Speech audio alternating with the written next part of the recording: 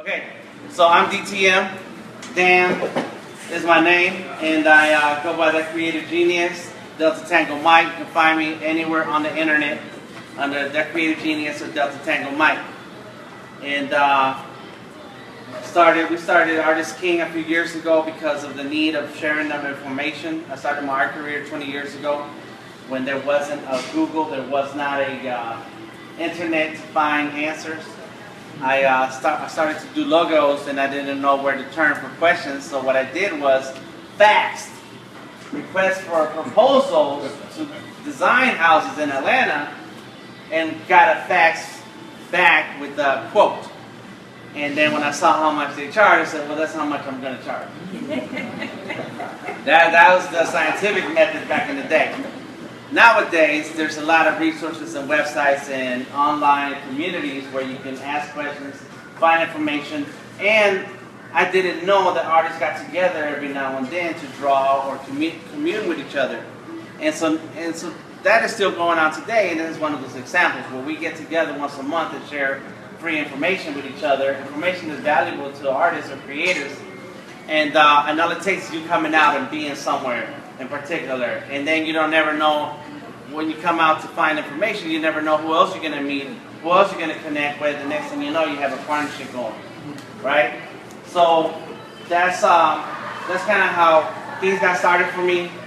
I started doing tattoos in 1995, so that's 21 years ago. It's a long time ago, right? 1995, I started doing tattoos. Right after that, I got into I started doing coloring a comic book for a local artist, and they gave me a computer as payment. They couldn't pay me with money, and but I had all the Prismacolor markers that I needed, so I colored their comic book, and I got a computer in return. And that started me off in the digital path where I wanted to learn how to do flyers and websites.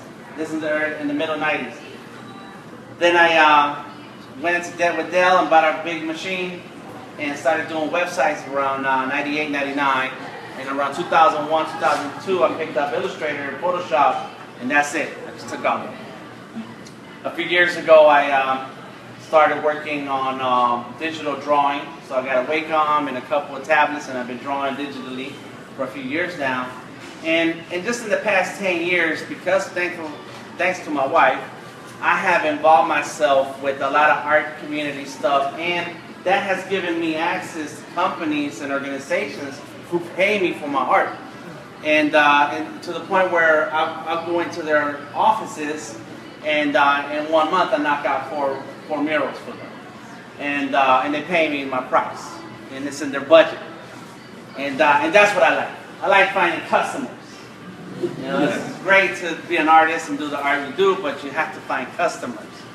And so I've been doing murals last year, and actually Facebook just reminded me because it tells you that a year ago something happened. It showed me the video I posted about the mural that I did at General Assembly. So a year ago I did a chalk mural for General Assembly. And I do any kind of art that I do, whether they pay me a lot of money or very little, I put my name on it. I sign my work. And so that has helped me find new people who are interested in my art and want to pay me for my art. And that I just did a mural, threw it up there, posted a video, and then people see my hashtag and my name anytime they walk through the area. Some opportunities are only an opportunity when actually you have something to gain. It's not an opportunity if they just want to use you as an artist and use your art, right? So I look for those opportunities where I'm going to get my foot in the door somewhere. So a few years ago, I also started going to hackathons. A hackathon is where, like, you know, as talented all these artists are here, right? It'll be like 100 talented coders, and like these guys are hardcore. And I use the word nerd or geek, right? Like these guys are hardcore for real. Like they type in a whole other language that is not English, but it's computer stuff, computer languages. And so I'll go to these events where there's 100 or 200 of them. And I participate for a whole weekend, and I'm the only designer and the only artist there. And then they're all poor, nobody has nothing going on, because that's the nature of the hackathons, right? But there are sponsors, there's companies there, and they pay attention to me and what I do. And because I'm the only artist, I walk out of there with a new customer. So I've been doing that in my career, in my life. I like hanging out with artists. I need to do this here so that I can feed my own creativity and be inspired. But then when I look for customers, I go outside of that. So that's what I've been doing in my career. And I'm gonna jump into what we're here for today, right? How to find corporate sponsorships for your art. So a year ago, a friend of mine, W, he did a talk similar to this at General Assembly, and it was a packed room. It was full of people. But his angle was, how do you write a proposal? And we're not going to get into the writing of a proposal. We're going to talk about the stuff that needs to happen before you even get to a proposal. Because that's the work that you can do now that doesn't cost you anything, that is part of your art career. And finding a sponsorship is not as easy as just walking into a room and say, hey man, you should give me some money, because I'm doing some art stuff. Imagine you at the gas station going on about your business, or you're walking into your job from work, and then just somebody stopping you on the street. You don't know me, you don't know anything that's going on. They say, hey, you want this art to reach the kids, so give me $100. That's not going to work. You don't know that person asking you this stuff. That person has not built a relationship with you. You haven't seen this person's work. So if you try to do the same thing, it's not going to work. Sending an email off to somebody, organization, just because they do sponsorship or they have money or they have resources, doesn't mean that they're going to notice you and say, oh yeah, we should sponsor this person in Atlanta. Your email is going in a pile of emails that they get every day, and it's filtered out. Nobody's going to see it. There has work that has to be done first in order to get to that point. All right. So that's the real work that we're going to talk about today. There are no secrets. There are no shortcuts. It just work. Some of my sponsors have been One Music Fest, Montana Cans, Burn Away, Wonder Room, C4 Atlanta, General Assembly, the Art Institute, Microsoft, This Store, and Binders have been my sponsors. And Herradura, I don't know how to say it in English. Herradura is a tequila company. And I forget a bunch of other ones, and my wife probably has a list of who sponsored me before. They have funded events for us. They have funded my art materials on Sharpie. I forgot Sharpie. Sharpie was my sponsor last year. Big sponsor there. Emery was my sponsor. So they funded a lot of the things that we do, not completely, and we're not rich. But it's funded some of the things that we do, and a lot of it has to do with in-kind sponsorship.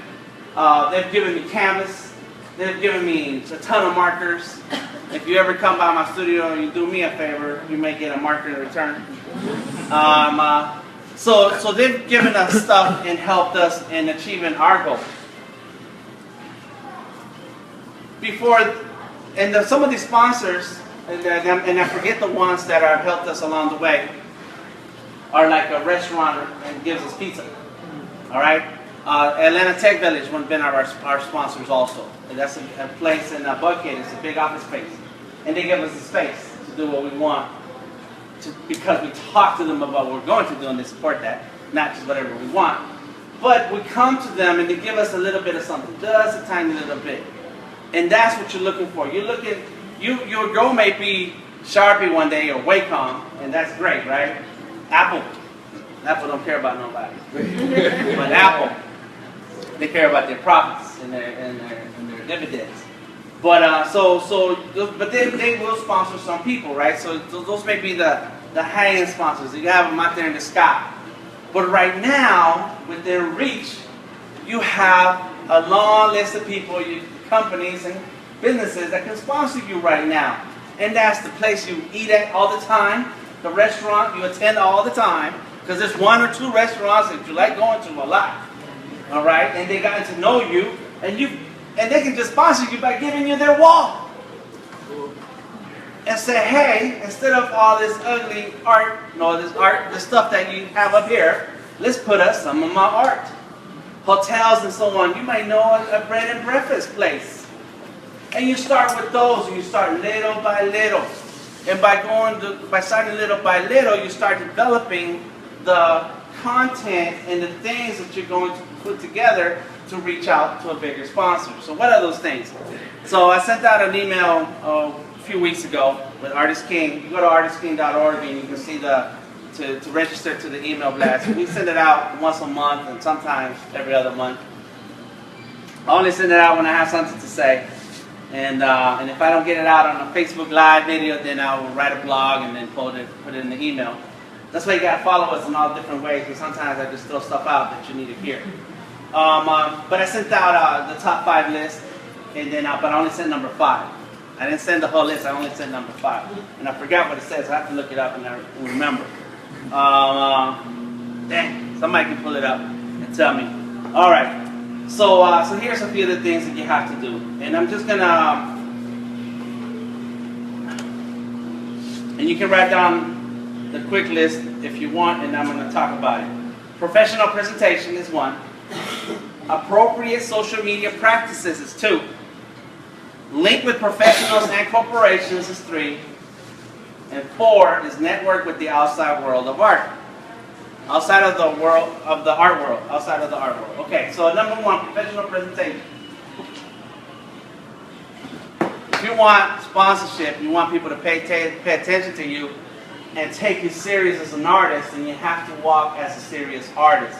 And you have to treat your art as serious. And you have to take care of your art. And you have to put in a portfolio. And you have to show it off to people in a manner in which they can digest it. We put on art shows all the time. We do art events. And artists will hand me a piece of paper and say, here's my art for the show. And I look at it and like, well, that's awesome, but how am I going to hang this? They say, oh, just put some tax on it. You think if you don't respect your art, you think other people are going to respect your art? They're not going to. I can't put that in my show. And then I don't even have a wall because this place, that venue that offered me this space, won't let me put stuff on the wall. I have to use easels. That's this one that I hang on an easel. So your art has to be presentable. It has to be digestible. It has to be ready for a potential customer to say, I'll pay for that and I'll take it to my house and hang it. Not, here's a sheet of paper. You can frame it somewhere. There's a couple of framing stores and so on. What you want to do is give people the complete package and say, I'm worth this. And if you don't treat your art that way, then nobody else will. Your presentation is important. How you present your work, how you carry your work, and what you're doing to your artwork. Your presentation online. If you do not have a website that lists of sponsors in the sky, they're not within your reach. If you don't have a place, and we talked about this last month, your narrative. If you don't have one place on the internet that will speak good about you, that you have curated yourself to talk good about you, you're not ready. You can look up my name and see a ton of articles and posts and pictures and drawings and so on, and ask yourself, well, what the hell is he doing? He does tattoos, he does web design, he does flyers, murals, digital art, pencil drawings, there's a ton of stuff. Right? Like, there's too much. I don't know what the hell's going on. And then they might find a review or two. I don't know. Somebody might be mad at me and say, forget that, he's a bum. And you're like, okay, I'm done with this artist. Move on to the next.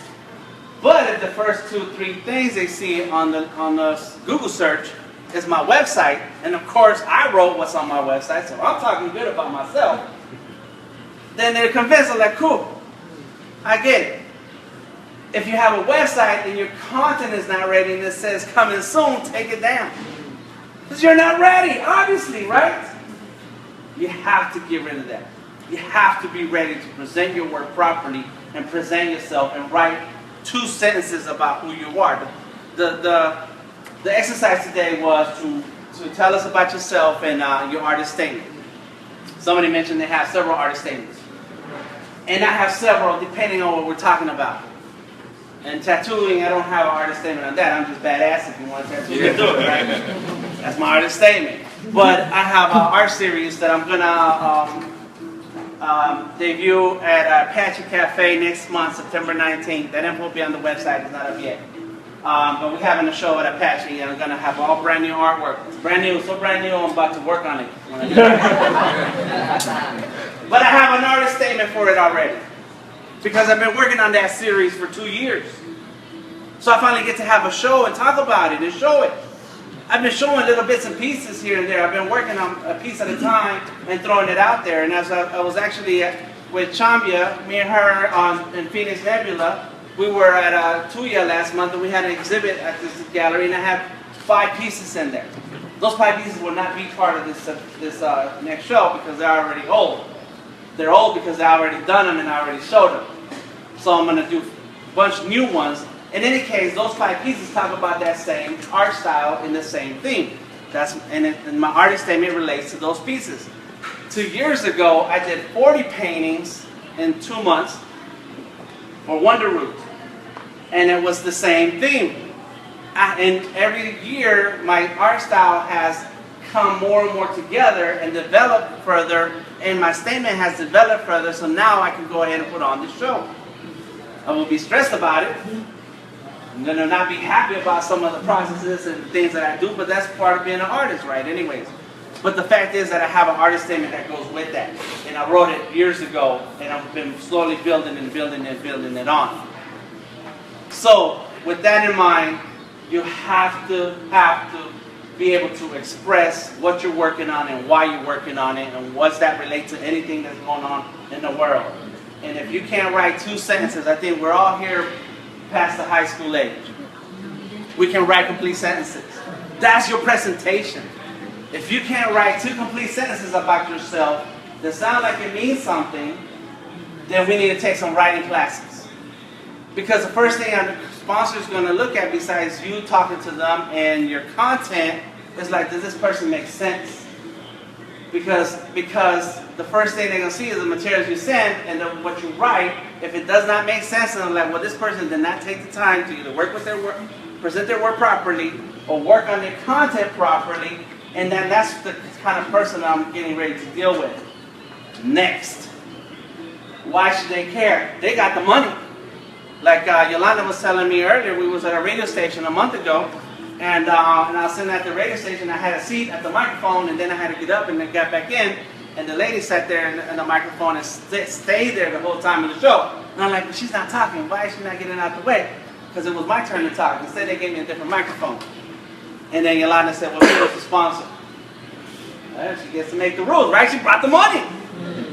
She gets to make the rules. So I'm a guest. I get to just wait for my turn. So if you have the money and then you're about to give somebody money, you're going to review that stuff.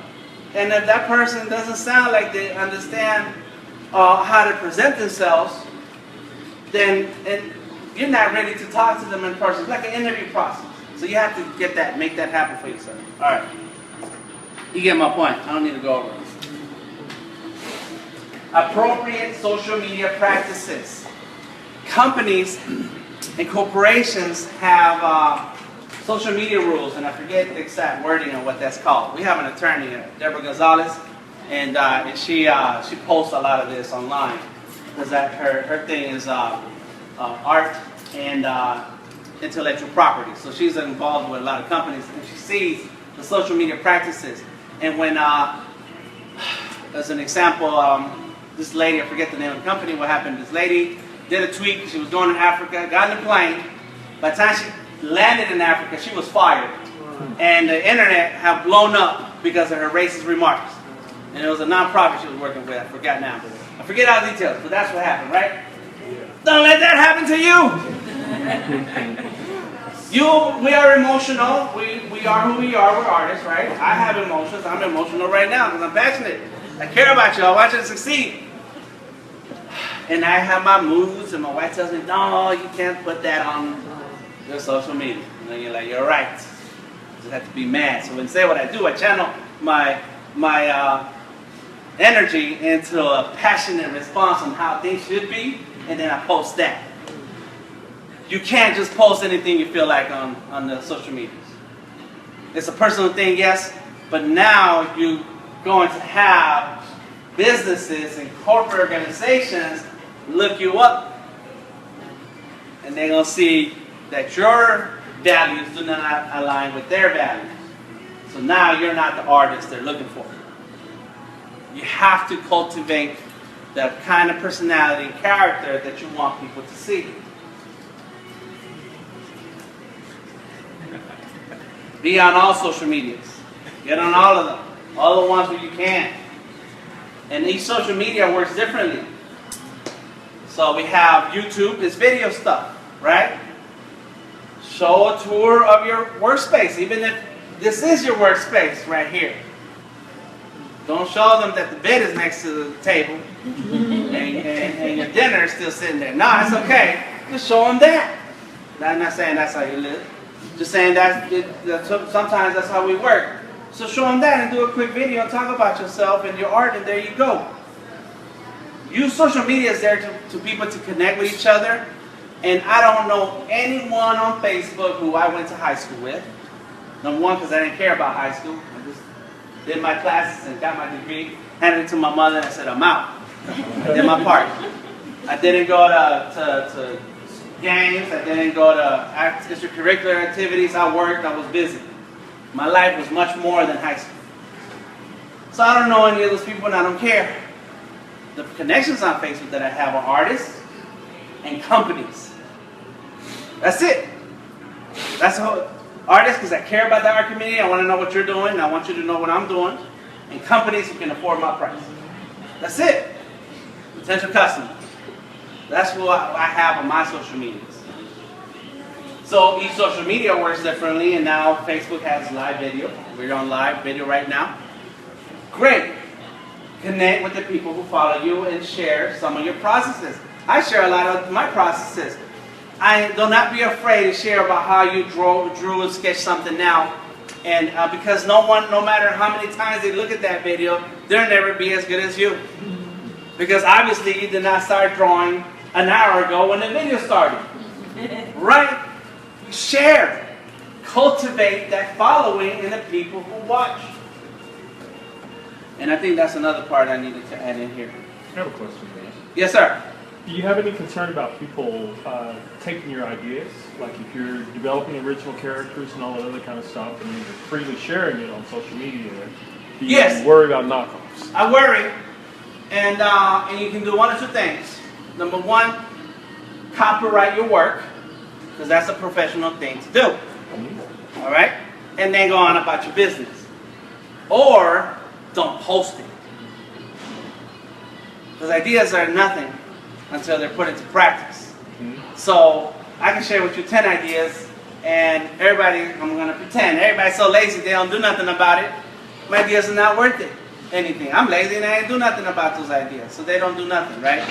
But if you feel like what you have is really valuable, and someone could steal it, and Disney could have a movie about it next year, get an attorney, or just go to online to the Library of Congress and register your work. And there's several ways to go on about that, and that's a whole different conversation, but you can grab all the work you did in the past 2 months and call it a collection, and that's $35, and you copyrighted all your work for $35. You can go back to all your artwork and say, this is I made it in 1997, this is a 1997 collection, that's $35. Or you can do each individual piece as you're cranking it out and register it for $35 each piece. The key is that if you want to protect yourself, then do it. Don't just be afraid. Just being afraid ain't going to get you nowhere. If you're going to post your artwork online, just sign it.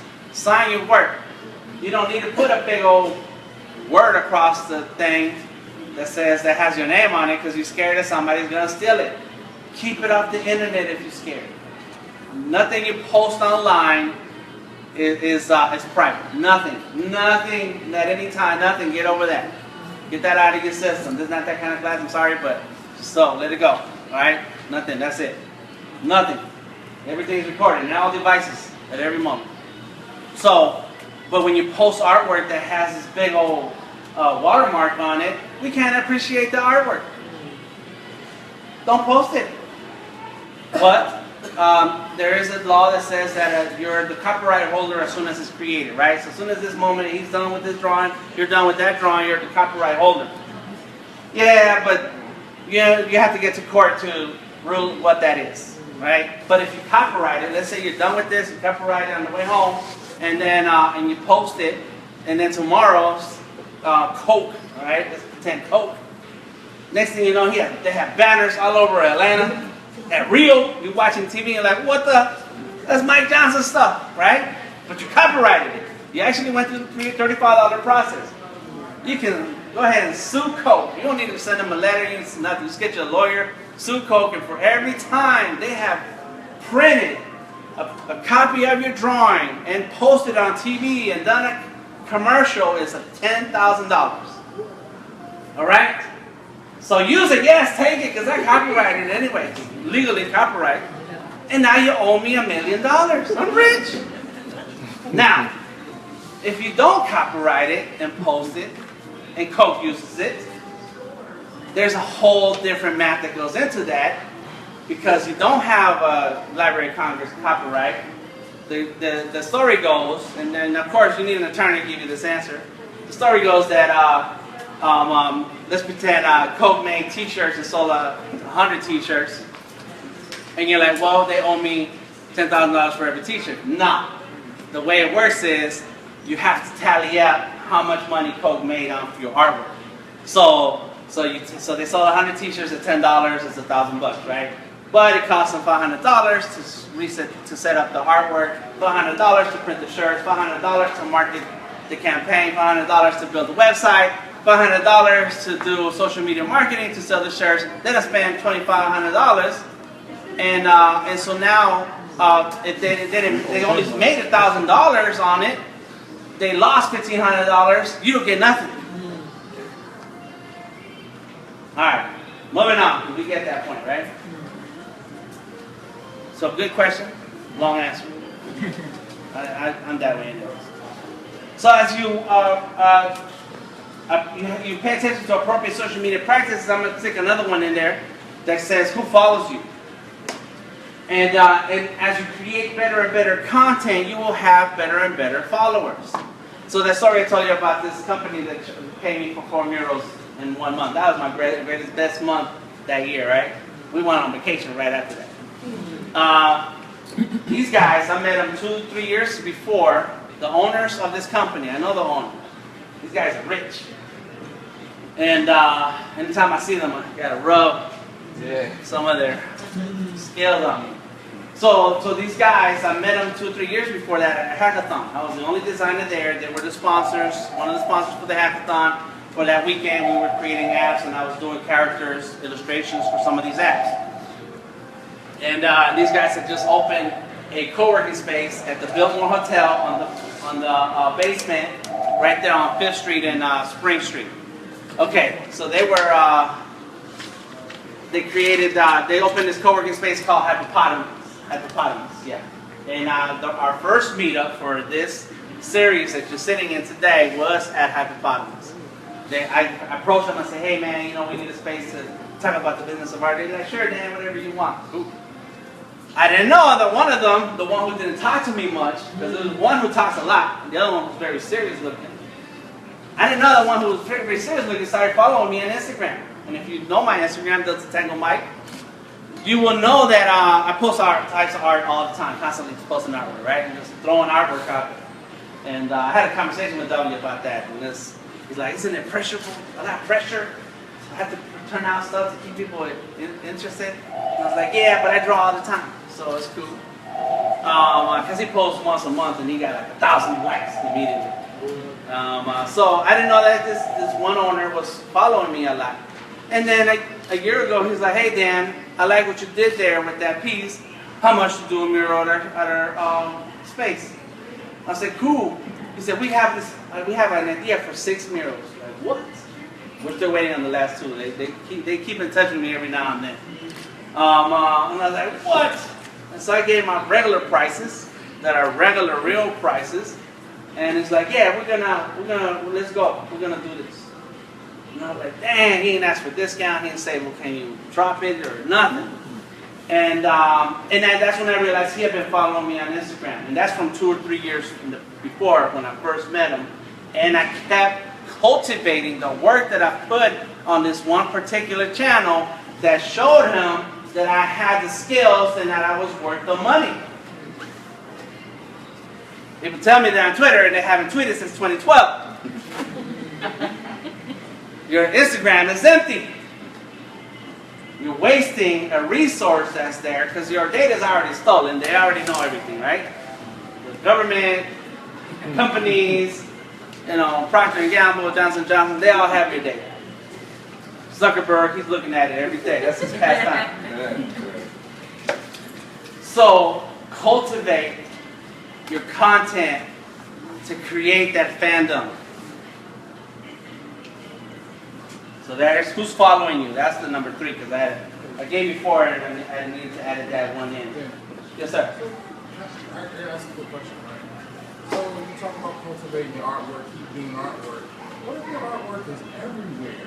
Like I got Photoshop files out the anus, man, of stuff that's done. What's your website address? I don't have a website. Okay, there's your answer. And we got 5 things to go over. Anyways, just having one is not it. You got to build on this. This is a step-by-step process. Not only that, we got to get into like how you going to approach your company. Who do you want to sponsor you? Who do you want to sponsor you right now? I would love it if Adobe gave me money. Adobe. All right, cool. So Adobe, we want them to give you money, right? Let's pretend it's just money. Adobe was my sponsor also. I forgot them for 3 years, and because I ran the Adobe user group, I volunteered to take over and help run the Adobe user group in Atlanta. What are you doing for Adobe? Right now? Yeah. No. Are you using their products? Okay. So at least you're a customer. But I stepped in and said, hey, I'll run the Adobe user group for Atlanta. And Adobe said, cool, here's a Creative Cloud subscription. And 2 more so you can give them away. They're not our sponsor now because that program has ended. And it was a good, nice 3-year run. That was great. $600 a year.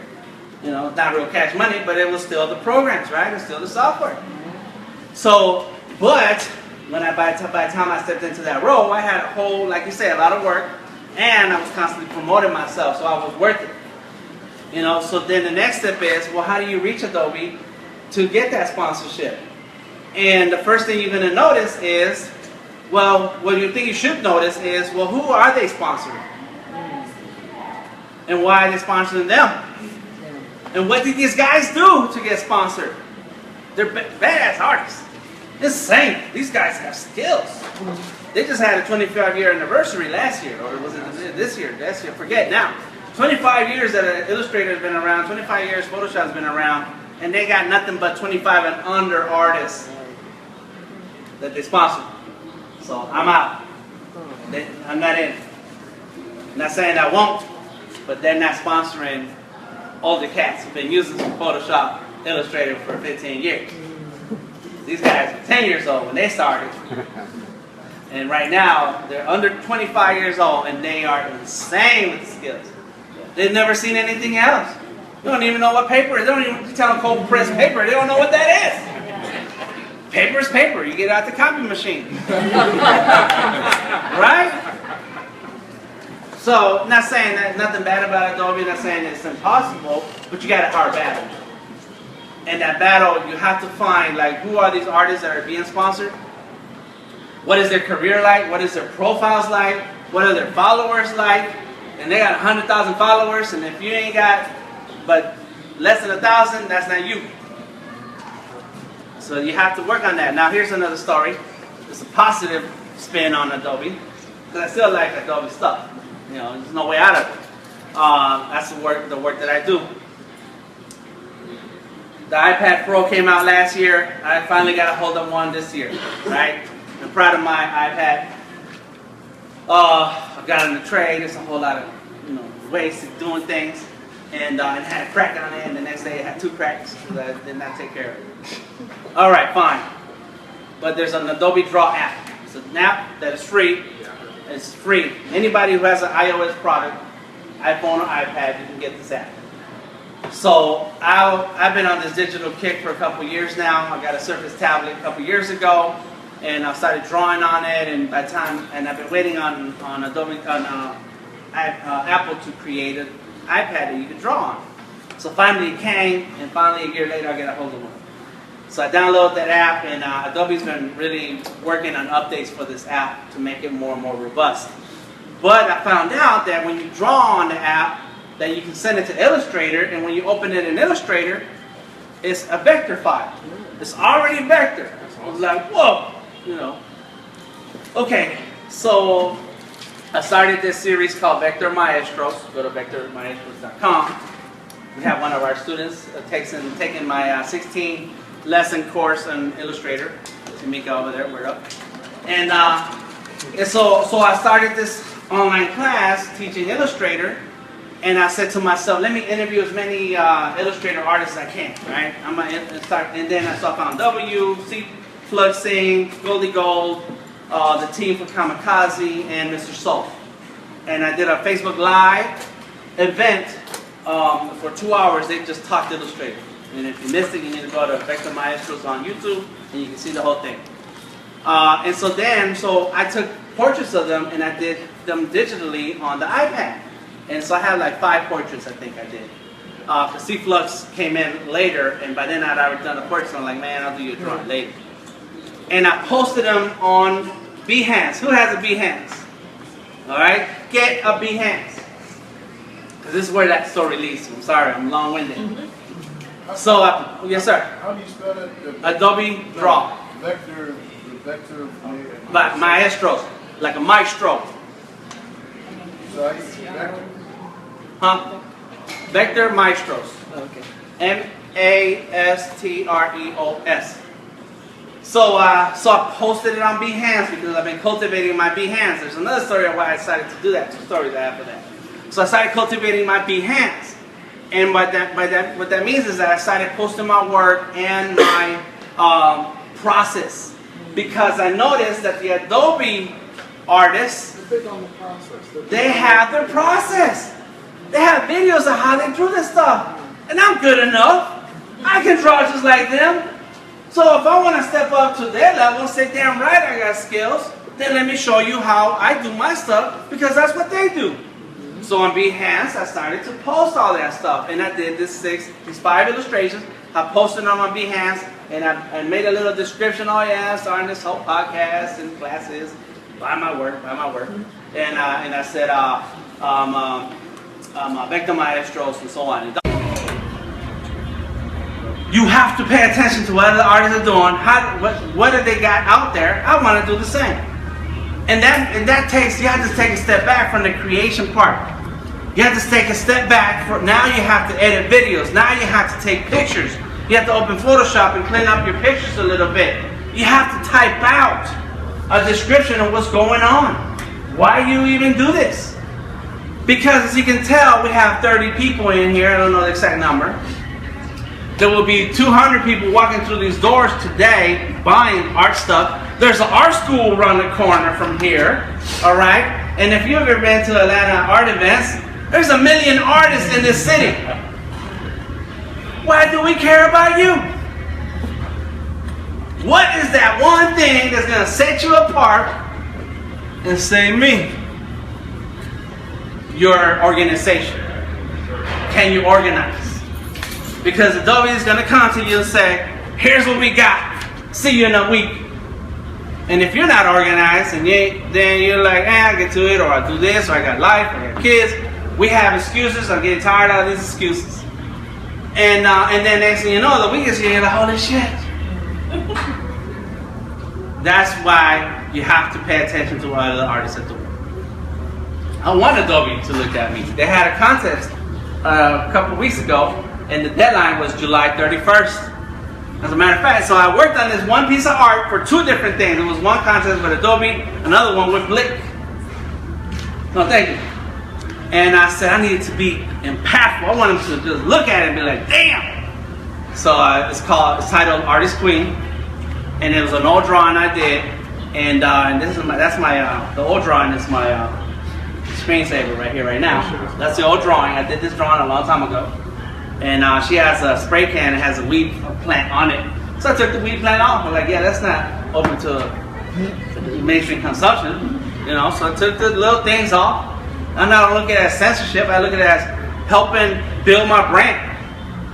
And so I took that drawing and I hooked it up. I did it in an Adobe Draw. I spent days recording, videotaping, posting it, talking about it with people. And then I finally posted it that day under the hashtag on Twitter. What are they giving away? An iPad with an Apple Pencil. I'll take another one, please. Yes, damn right. And then I put that stamp, that Adobe stamp on my website and that Apple stamp on my website and say, yeah, they were my sponsors. Why not? And then when I talk to Home Depot, be like, why should we pay attention to you, Dan Apple? Because Adobe and Apple like me. So you should like me too. Home Depot like, shit, we should like Dan. That's a joke that goes like that. And I'm going to paraphrase. This dude says to his son, I'm going to marry you to the daughter of the such and such kingdom. And dude's like, I don't want to marry her. He's like, you're going to do it because I told you to do it. Then he goes to the kingdom and tells the king, says, your daughter's going to marry my son. And king's like, why should she marry him? Because he's going to be the CEO of Coke. Well, because he's the CEO of Coke. And he's like, oh shit, okay. He's CEO of Coke. Then he goes to Coke and he says, Coke, you'll make my son the CEO. And Coke's like, why should we care about your son? Because he's married to the daughter of the king. And Coke's like, hey, he got the job. You have to step into that. Stop talking about trying, I'm going to do. Nobody cares. I'm going to lose weight. Yeah, so what? Just do it. Do some stuff. Put that stuff together. And you have to take a step back from the art. You have to work on this content. You have to work on this stuff. You have to build your audience and get people interested in you. It's hard. You're fighting with media. Right now, it used to be, and I'm going to do a live video stream on Monday. Monday's tomorrow evening, live on YouTube. So check Artist King for the links.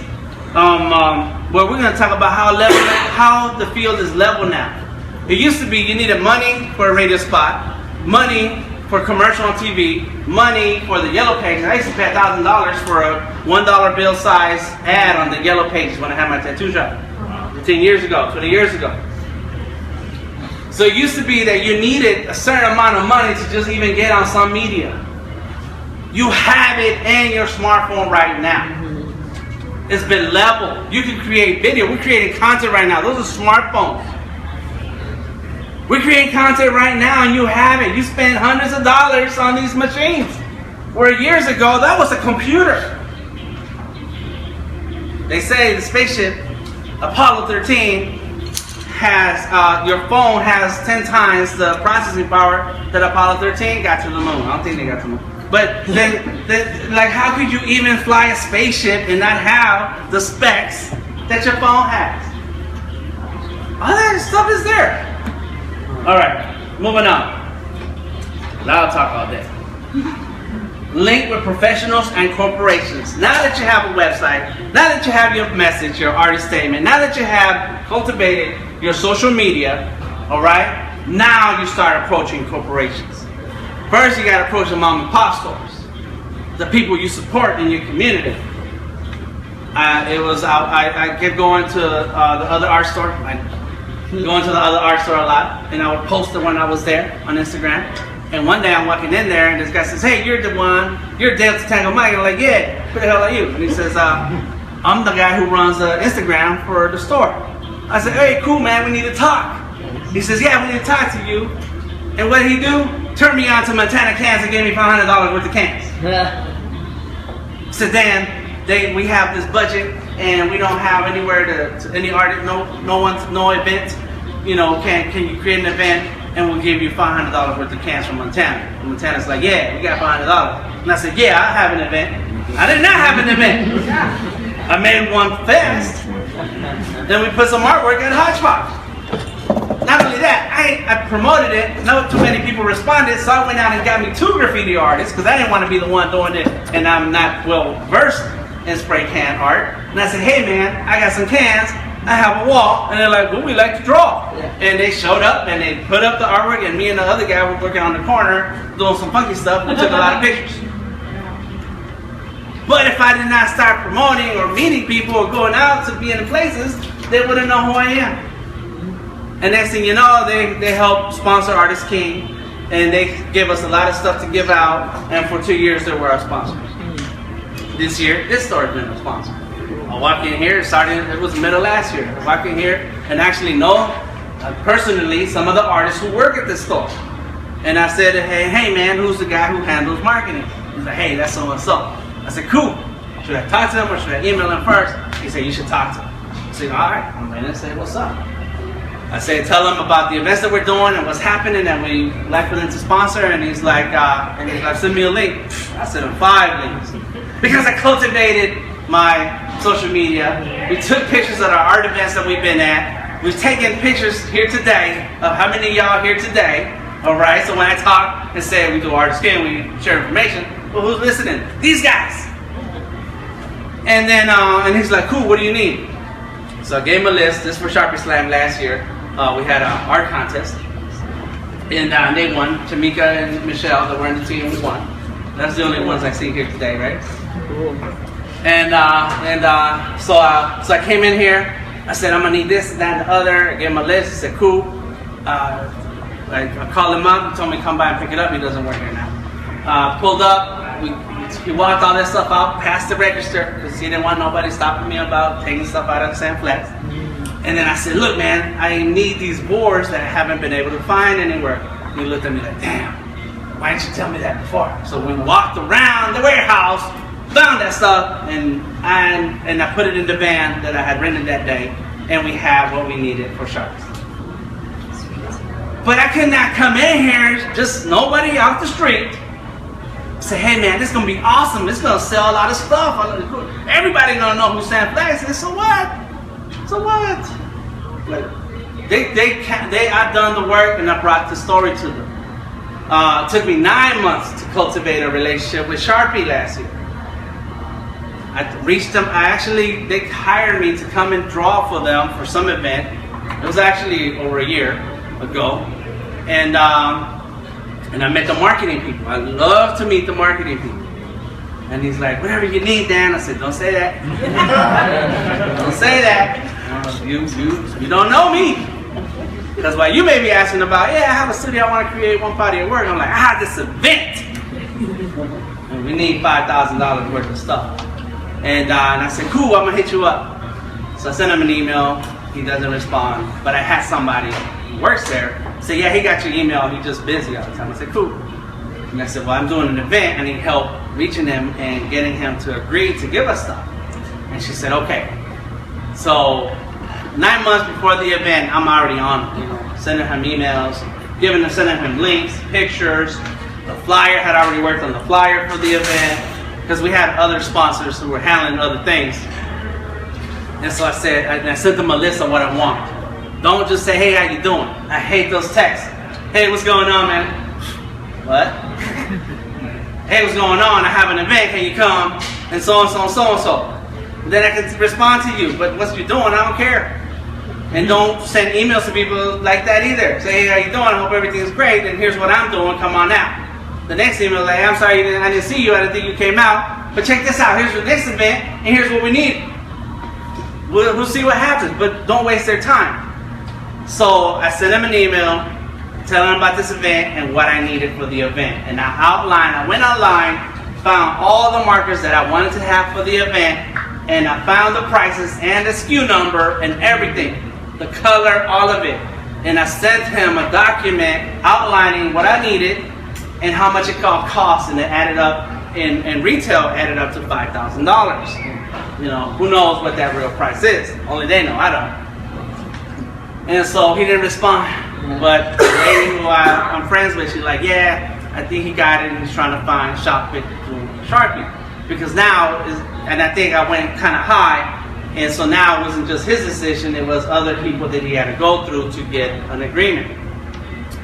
Months go by, I don't hear nothing, and it's my responsibility to have this art materials, and I can't afford that. So I'm constantly emailing, calling, and texting this person that I know.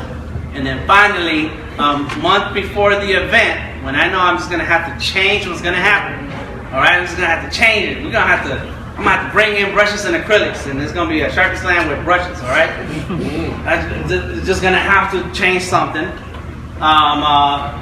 She says to me, the friend of mine says to me, Sharpie, has changed management. The guy's still there, but now he's having a harder time getting people to convince him to do it, to sponsor. He says, so we may have to try something else. So anyways, what ended up happening a week before, he says, well, overall company has a long list of sponsoring things they're doing, and then I'm not on that list. Like, they're not going to fit me.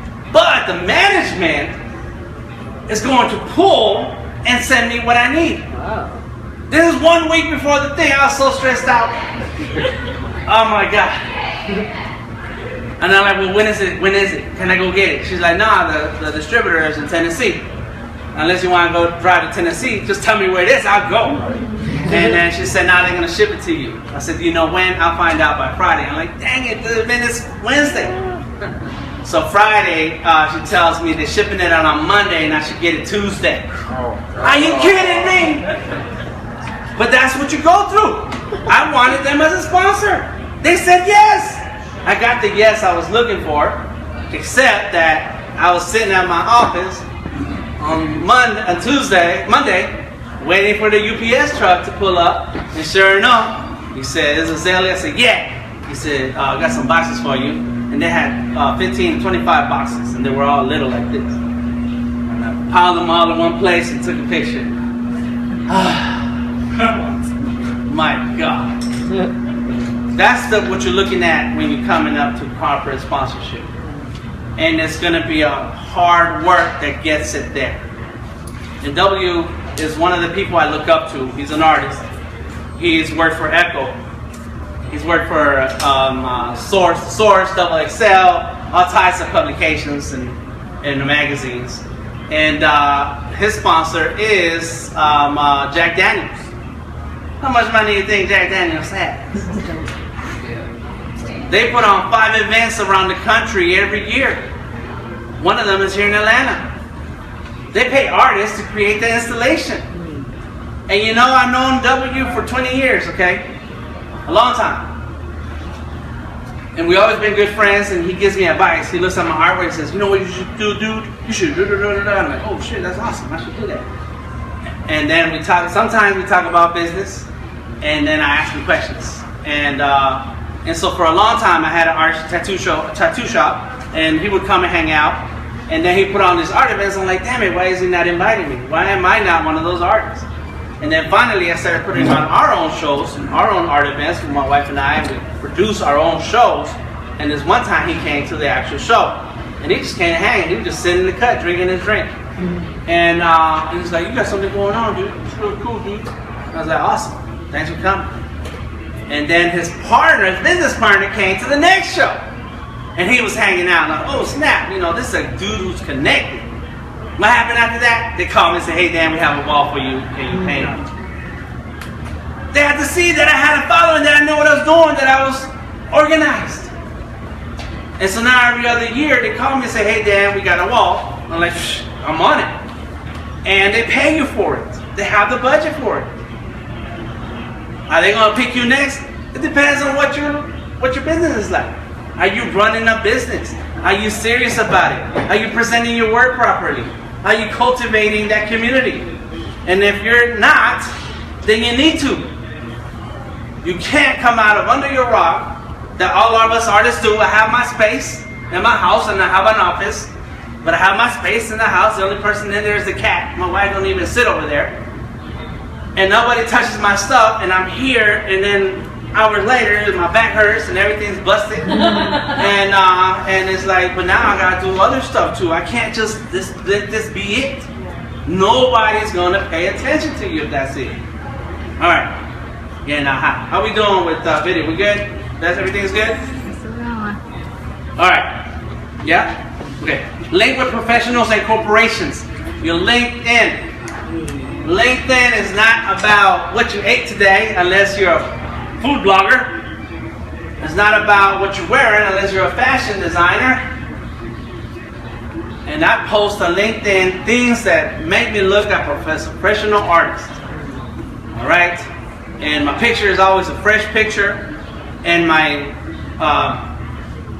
resume is complete. And I show that I work with Adobe. I show that I've been a creative director. I show that I work with companies. I have testimonials from my customers on LinkedIn. Next time you sell a painting or a drawing and they're happy and they're like, oh, this is awesome. What's your name again? I forgot. Ross. Huh? Ross. Ross. That's awesome, Ross. I love it. Thank you, man. My mama's going to be happy. Then Ross, what you say is, cool. I'm going to send you an email with the link to my LinkedIn, so can you please leave a testimonial?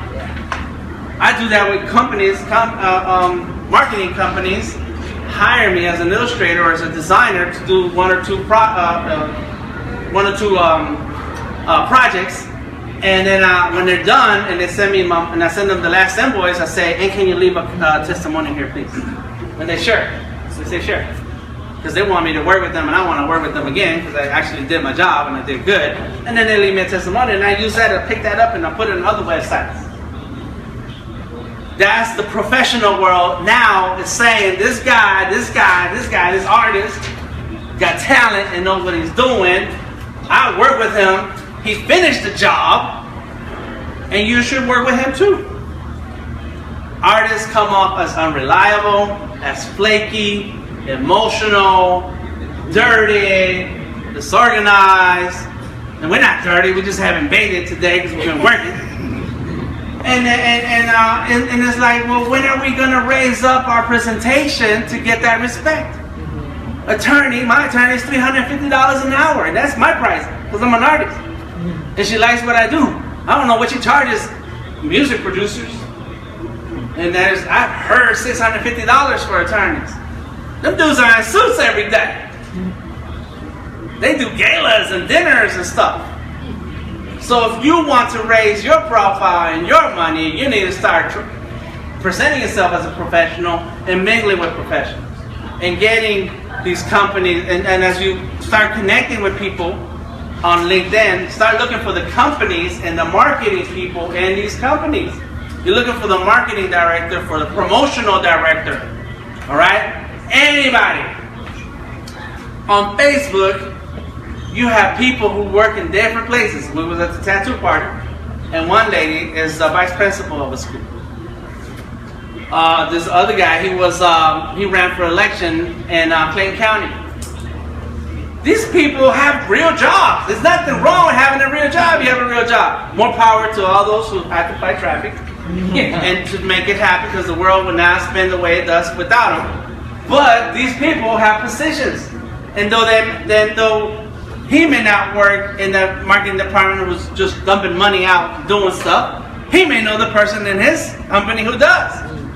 And be like, what's their name? Let me look them up on LinkedIn. Hey, I like to be a friend. I'm an artist. I'm interested in connecting with companies and blah, blah, blah. Yeah, all right. But make sure your profile is clean. I don't connect with people on LinkedIn who don't have a picture on their profile. I'm like, why? You half-assing it.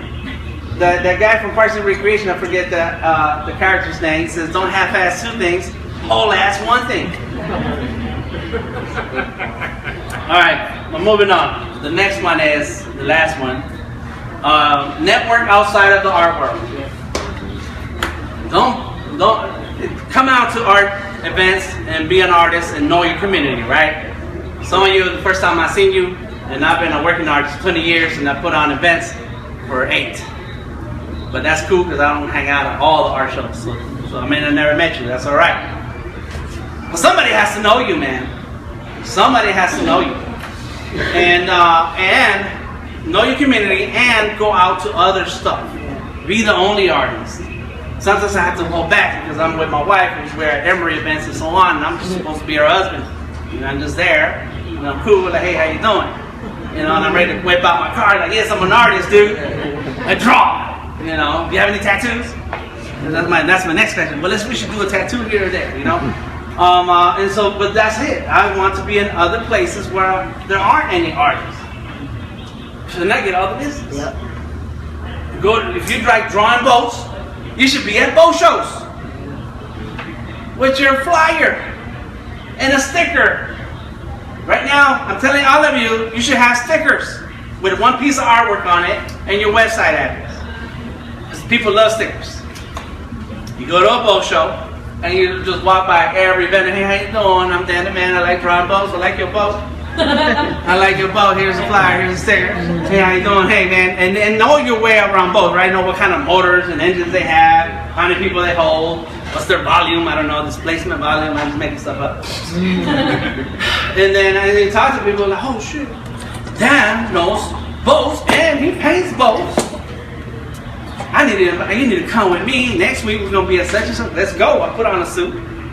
And I'm handing out cars to these boat enthusiasts, rich people who can afford boats. I need a picture with me in my boat. Let's do it. $15,000. No problem, Dan. Oh, shit. $15,000. Do you see the value of that, right? We understand that. And one of those people in that boat place is going to be the CEO, CTO of Adobe. Be like, shit, can you draw boats on digitally on Adobe Draw? It's like, hell yeah. And then that night you start fucking practicing. And then tomorrow you show up at Adobe with 15 paintings of boats. And Adobe's like, we're doing a feature, you're in the next commercial. Thanks. All right. Network outside of the art world. So one of the things that you're going to have to answer when you build your proposal is, who's your customer? Why should any of these companies that you mentioned today sponsor you? Why? Okay, let's think of somebody. Okay, so my mother, she's almost 80, and she has a group of friends who are her age and knit, right? My mom's been knitting all her life. Like, she can tell you every animal used and every type of fiber used for every type of knitting knot and tools, everything. Like, she knows it all, right? And so they have these ladies in this group of ladies, and they come to her house now. So she has a little meetup once a week, every Tuesday at her house. I can't call her on Tuesdays because it's packed full of people. And she can say she wants Adobe to sponsor her, but that's not, those ladies are not Adobe's customer. That may be the money she wants, but that's not the customer. Instead, her sponsor should be that heart-shaped logo that does the, yes. I recognize it because I've been there in that aisle for a long time. And so that's who should sponsor her. So your sponsor should reflect your customer. Your audience, that's your customer. Now, your audience has not paid you money, so they're not technically your customer, but you have their eyes and ears. So if you have something to sell them, then you can make them your customer, and if you have something to promote to them, they may go buy that, and that makes them a customer. So, have you grown your audience, and who are these people? So when I talk to Sharpie, and part of my pitch is, all the people using Sharpie here that day in their hands are artists. Not just any artists. I went out and talked to these individual artists, said, hey, I'm doing this event, can you participate? And if they have a schedule open, they say, yeah, because I'm Dan. And they're like, yeah, Dan, whatever you want. But also because I wanted cool artists who had a following, who had talent. So when they made the show, the art looked like something. And then Sharpie was like, yeah, we want our hands on all those artists at one time, 50 artists at one time.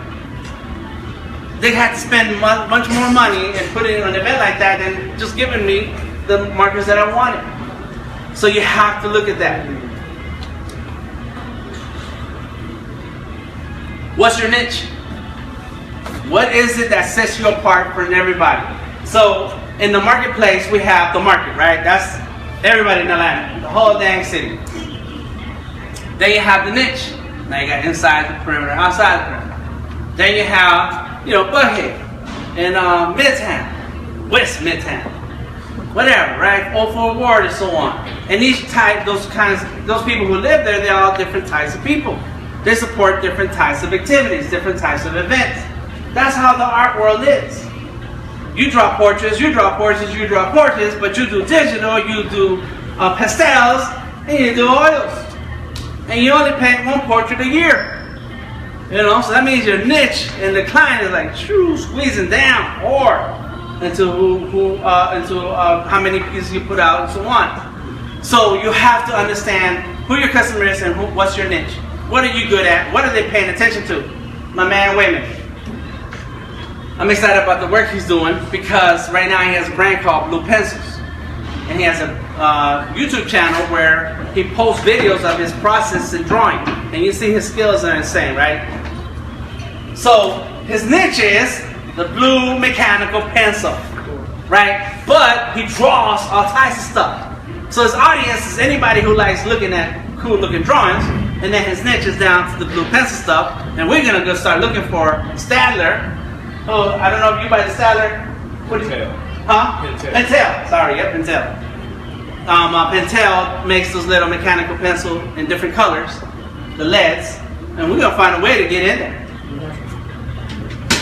Because he has a large audience, but he's niche into the mechanical pencil, and he loves drawing in blue. And now we need to find that company that fits that. The company that you're after has to fit what you're doing. And of course, by then, before we even get there, because we got work to do, all right? We're gonna have to do some shows. We have to produce one of his books, so we can have all his sketches in a book. If we sell 5, it's okay. It'll be on Amazon. All right. So if anybody looking for him and looking for the Blue Pencil Project, it's on Amazon. How do you get on Amazon? It's easy. You don't have to sell anything. Just have something there, and people are like, "Oh, you're on Amazon." All right. His website, all that stuff. So there is a niche. You have to find what is your niche. What are you working on? What is it about you that sets you apart from others? Because there's a lot of us who can draw the body, but he draws in blue pencils. That makes him just a tiny bit special. And we have to find a way to make that really, really be special. What makes you special? That's the next question, right? There we go.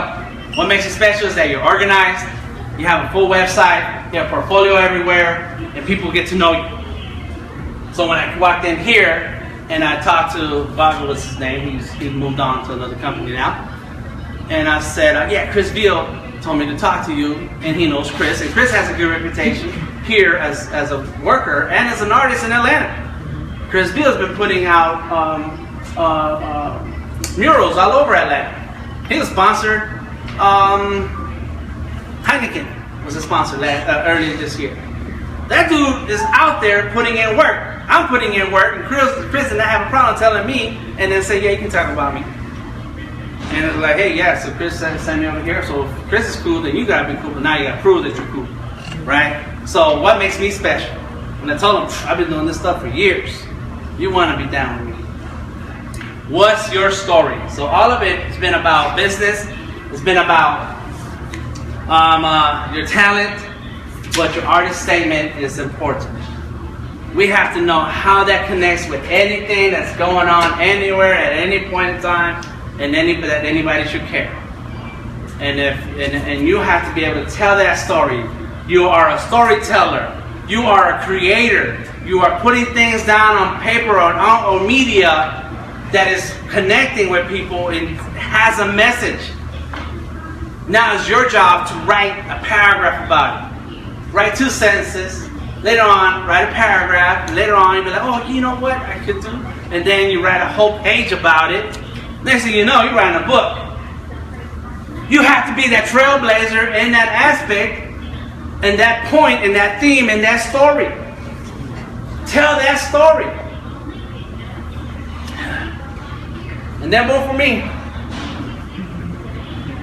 So you build up your connections and levels of sponsors by working small, working in the neighborhood, working with business that you know, working with people who you're not asking for money, you're asking for their space. Yolanda, she's the blogger queen, all right? She is in charge of all the blogging that goes on in this whole entire city. She's in charge, right? Anything goes through her. No, but she's involved with a lot of events and places, and she's invited me to some of her blogging and video events in their Tuya gallery in Douglasville. That's when we had our show last month, all right? Tuya has been giving her the space to use in marketing, which Yolanda does, but also Yolanda bringing business to Tuya. That's way out of Douglasville, and it's kind of off the cut in the main street, but it's still way out for us. But somebody's going to care. And so she's using this space. So that's how you start finding and connecting with people. It's like, well, this space is open then. What do you want to do? I want to do a meetup. When do you want to do it? The whole year. Okay. How many people going to show up? I don't know. 5, but we've had 40. We filled up places before, depending on what we talk about. Today's one of those days. We've taken all the chairs. So that's how you find your sponsors, little by little. Next year I'll ask Sam Flash for something else much greater. Like, we need to rent a hall. Put your banner in it. Sure, Dan. But you got to build that up. You got to start building those connections, putting it little by little. Now, I'm going to end this because we're keep going on and on and on. So you have to write once you have all these things together, you write your proposal, tell your story, look into the numbers about who is following you, who is interested, who is in your niche, who are you going to reach, and start connecting with companies. Like I said, I did an illustration for ATDC, that's part of Georgia Tech. I did an illustration for a Georgia Tech department. So now I'm a Georgia Tech vendor. Georgia Tech is my customer. All right? So in my portfolio, when you see Georgia Tech, like, oh snap, Georgia Tech's giving him money. We should give him money too. Obviously, he's good. I took a class a few years ago at ATDC, which is part of Georgia Tech. So now I'm a Georgia Tech student too. I'm going to give me a sweatshirt with GT on it. You build your connections like that and start pushing that reach out. And social media is that one place. Now, keep in mind that there are organizations looking for artists all the time. I don't know why or how. They just somehow don't know where the artists are, even though they can just walk outside and grab any person. Atlanta's full of artists. Wonderroot, years ago I did 40 paintings for Wonderroot. Wonderroot, what they did was they had already marketed, they have a list of donors that they work with. They don't tell you who these donors are. It's your job to connect with them. But they have these donors and they all give hundreds of dollars per year to Wonderroot, and when then Wonderroot plucks a select group of artists, and then those artists get money to create work that ends up in the hands of those collectors. It's called CSA. Look at the Wonderroot website and look for the CSA. You have to put in a proposal. You have to write out a budget. You have to tell them your artist statements. So they don't just hand it out to anybody. Yes, sir? Wonderroot? Wonderroot. Wonder and root. All in one word. Called y'all Root or R-O-O-T? R-O-O-T. And so they select 6 artists, and I think it's been out to like almost every 6 months or every quarter now. I don't know. They do it a lot. And I just threw something together. I said, nah, they're not gonna pick me. And they picked me. I'm like, whoa. And then I had 2 months to make 40 paintings, and I waited till the last 2 weeks to make them. But they pay me. You're not rich. You don't get rich off of it. But now you have money to create your work. That's gonna go into other people's houses, guaranteed. C4 Atlanta. Who's heard of C4 Atlanta? They have classes and workshops. Right now they just started a new program called Hatch. You know what it is about Hatch? Hatch is about teaching artists all the work that goes into connecting with public officials and public city and government offices to get money for your art. The only twist is you have to do community work. Your art has to fit with the community. All right. I've gone up for community art projects, and I had to do proposals and I had to be selected, and then I was down to the last few artists, and then you meet with the community and they tell you what they want in their community, and then if you produce something that they want, then they may pick you to then end up doing the mural. It's a process and it's work, and C4 Atlanta has classes to help you get to that level where you can submit proposals and create them. There are corporate and public grants, and the NEA is one of those, National Endowment for the Arts. Now, the National Endowment does not give out the grants to you. They have lists of organizations that work locally who actually do the recruiting and the granting for this art project. So that's where, so good to know who NEA is, but then you need to filter down to where you're at and how that fits you. Future Foundation, another one of our sponsors. Oh yeah, that's right. That's how I know Katrina. They just want me to come out and do art with the kids. They just need the kids to be involved with art and see an artist, and they prefer it to be a man because these communities don't have too many male role models. All right, and so I come out and I just expose them to different stuff, and we do different things, and that's my community work, and I get paid for it.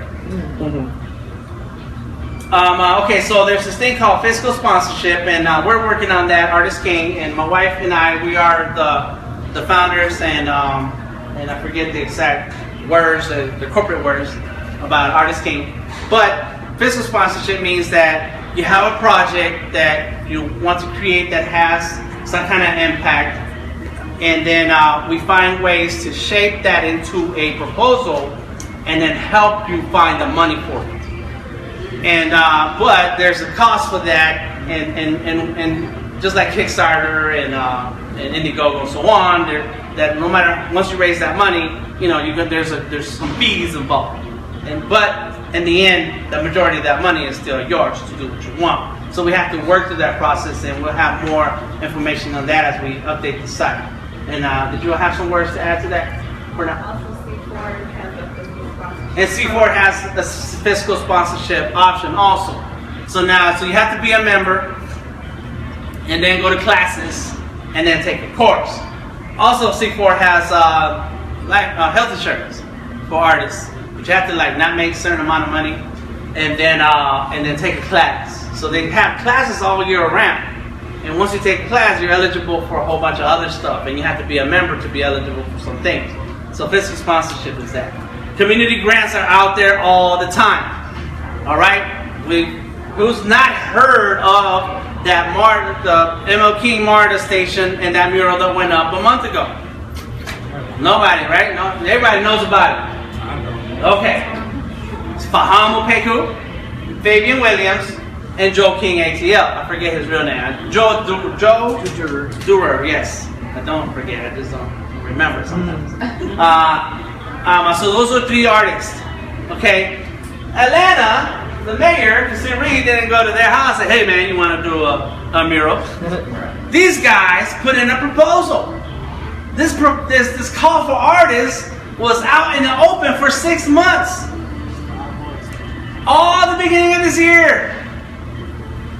Yes, all over, everywhere. We talked about it. We posted it and talked about it and pushed it. Tamika finds a lot of stuff that goes on with the arts and posts and talks about it. You could apply for it. Any one of us could have done it.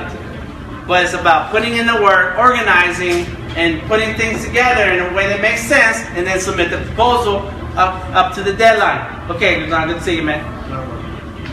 And when you submit by deadline, then there's a process, and they go through it, and you may have an interview, and you need to sound like you're intelligent, because you're gonna make a mural that's 20 feet off the ground.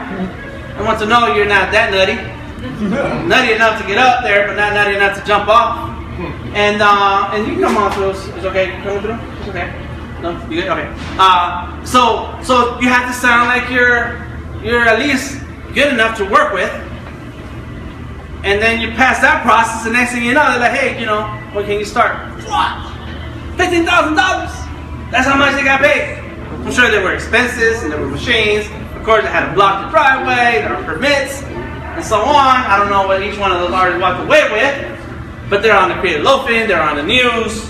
Wonder Root was one of the facilitators of that grant, and everybody's talking about it. And for I don't know how many years that mural will stand at the King Center, their names will be up there. That stuff is accessible to all of us. Just have to open your eyes, pay attention, follow the social medias, be involved with the arts community, be involved and know who these arts organizations are that are just throwing information out there all the time. And show up. Be ready to do work. Be ready to help run one of the cameras. Be ready to say, hey, cool, I can edit that stuff in Word for you. I know how to put things together in InDesign. You figure out the art, You figure out what we need to write because you sound smart. I know how to do Photoshop. Let's do it. And the day comes when we have to do the actual work. We're all painting. Hope this information was helpful to you. Hope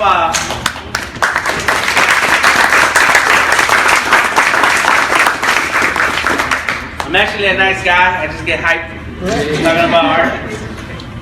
Follow Artist King. We try to share as much as possible. We're a non-profit. We're not here to sell you anything. We're here to share.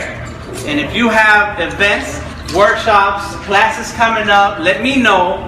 Make a Facebook event for it, and we will find the time to put it on the website to let other people know. We constantly want to keep promoting information and education that's going to help artists get somewhere. If anybody has any questions, please shout them out. If not, we're going to end today. We good? All right. Stop by and see me. I have stickers. Peace out. Bye, guys.